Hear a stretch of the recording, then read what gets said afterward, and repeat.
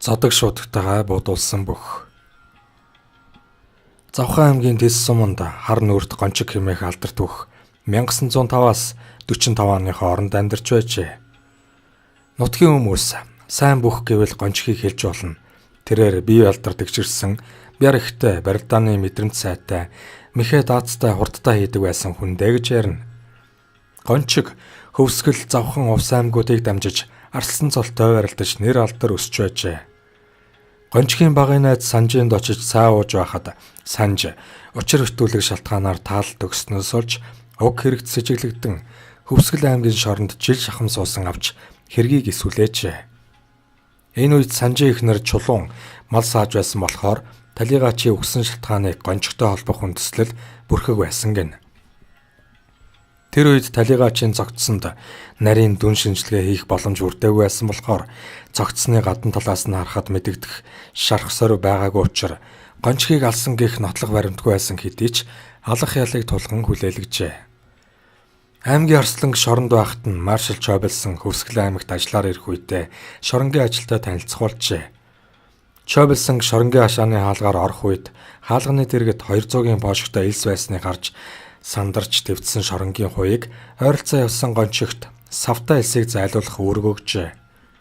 Гончиг савтай элс өргөөд явж байхыг харсан маршал хэдийгээр шоронгийн хоригдол гэлээч тэр хүний бяр чадлыг бахархан энэ хүү боломжийн тэнхээтэй хүн юм а. Энэ зуны наадмаар барилдуулах юм байгаа үстэй гэхэд аймаг орны удирдлагууд барилдуулна гэж ам уралдан хариулж байсан гэдэг. Гончиг ялын дээд хэмжээ авсан хэдий ч барилдах хүсэл сонирхолтой хөтлөгдөж сайн барилдвал ял минь хөнгөрч магадгүй гэж гордож нэгэн сонин санал дэвшүүлжээ. Та бүхэн маршалд барилдуулна гэж амласан болохоор намайг барилдуулах юм байгаа үстэй. Хэрв барилдуулах бол надад нэг мэх зааж өг. Тэр мэхээр чин барилдах бөхөө унгаж төрүүлнэ. Намайг энэ амандаа хүрүүл миний ялнаас хөнгөлж өг гэжээ. Хуулийнх нь нэгэнт маршалд амласан болохоор аргагүй эрхэнд барилдахыг нь зөвшөөрж бүх хүнээ тонгорох мэхээр хай. Өөр мэхээр хайвал унсан тооцохоор болжээ. Гончиг барилдсан бөхөө тонгорох мэхээр хайсаар дөрвт үлджээ.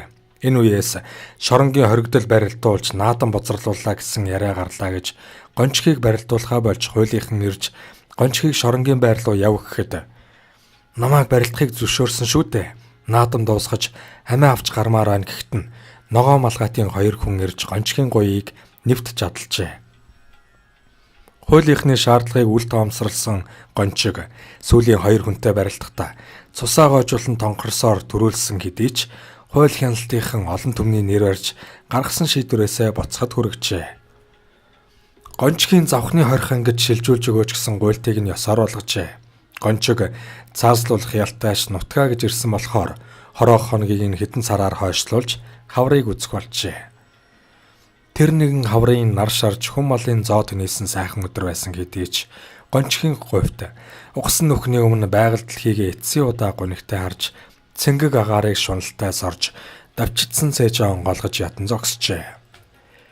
Дахтын давааны баруун хойд талын уулын зүүн хормойд буутай 6 хүн гончгийг авчраад өөрөөр нь нүх ухуулж нүхний өмнө зогсоогоод буудах гэхэд гончиг эр хүндээ хайртай байдаг болохоор та нар намайг алах нь үнэтэй бол авч дотроо өрөвдөж хайрлаж байгаа байх. Тийм болохоор биелүүлж болох нэг зүйл хүсье. Өнөөдөр миний хувьд аминд минь хүрсэн аимшигт хар өдөр боловч нар эсэн салхи шуургагүй намуухан шинээр ургаж буй ногооны үнэр үнэртсэн сайхан өдөр байна. Иймд та бүхнээс орой нар жаргах тэр агшинд намайг жаргаж өгөхийг хүсье гэжээ. Тогтоол гүйцэтгэхээр очисон 6 хүн дор бүрнээ зөвшөөржээ. Гончиг харин талархал илэрхийлж үннийг хэлэхэд энэ хэрэг надтай ямар ч холбоогүй гэдгээ дахин хэлж нулимс сунаж байсан гэдэг.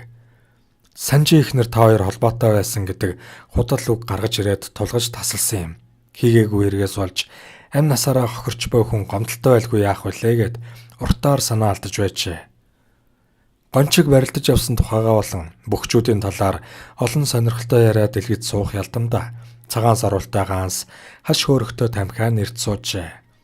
Цаг хугацаа хормоор өнгөрсөөр нар харуулын оройд очиж аврах том гэрэлт ертөнцөө багаар бүдгэрсээр далд ороход гончгийн сүрлэг том бие жижигэрсэн мэт харагдаж цог золбоо галд өлгөө болж Арай ядан босч хороо ертөнцийг эцсийн удаа шуналтайгаар харж гүнзгий санаа алдангуудаа халахыг том Монгол дээл бажгар дурдан бүсээ тайлж дээл өмдөө өвхөж бүсээрээ багалж тавиад барилдах гэж байгаа бүх гэлттэй бүхий өмсгөлөө өмсөж халин дэвсээр төв асрын үүдэнд биш үхлийн хар нүхний өмнө очиод сүргчээ гайхуулах мэт ташаа тулан эргэн зогсов.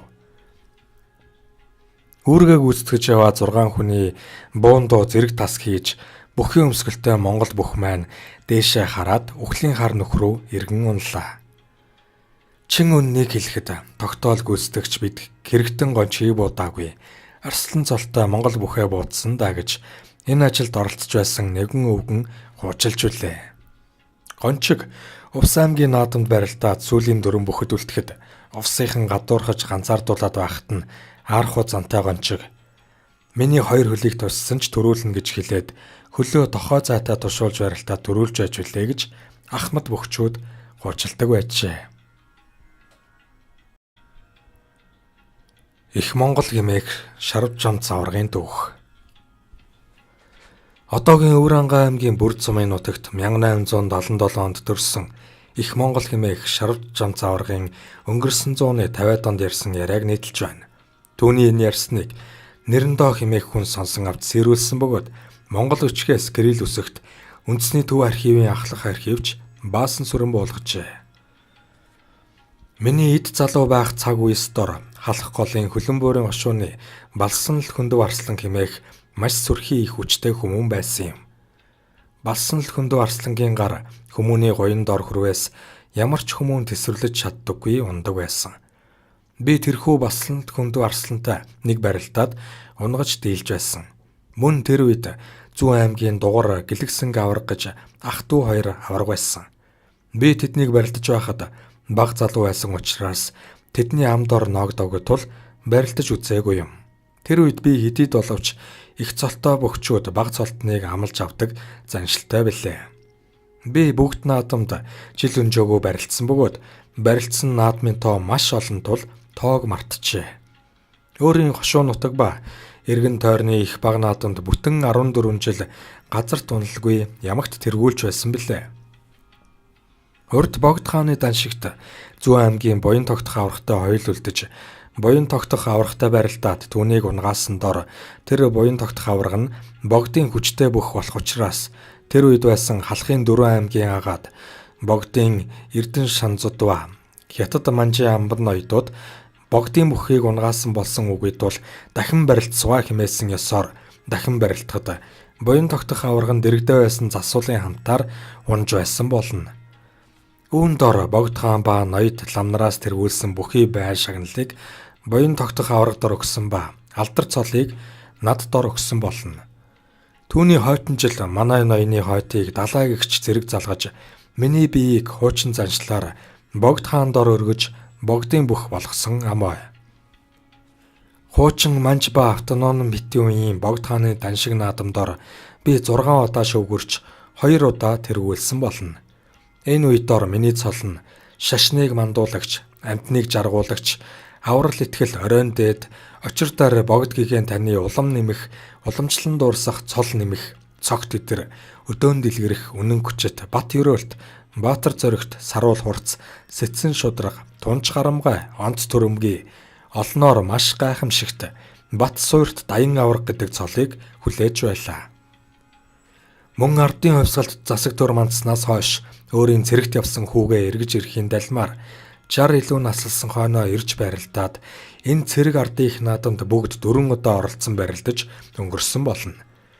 Энэ өнгөрсөн 50 гаруй жилүүдийн дотор орчин тойрны хошуу сумын буюу аймаг болон улсын баяр наадмууд дор барилдаж 40-с дорог шүггүй удаа тэргүүлсэн ба мөн энэ наадмууд дор их нэртэй бөхчүүд эдэр хүчтэй залуучуудыг унгааж байсныг алийг тоолж барахгүй. Тэр болгоны нэр тоог одоо мартсан бөгөөд дэс дараалан хэлж чадахгүй болох тул төдийл бичүүлээд байх зүйлүүд үүнээс өөр юр алга хэмэв.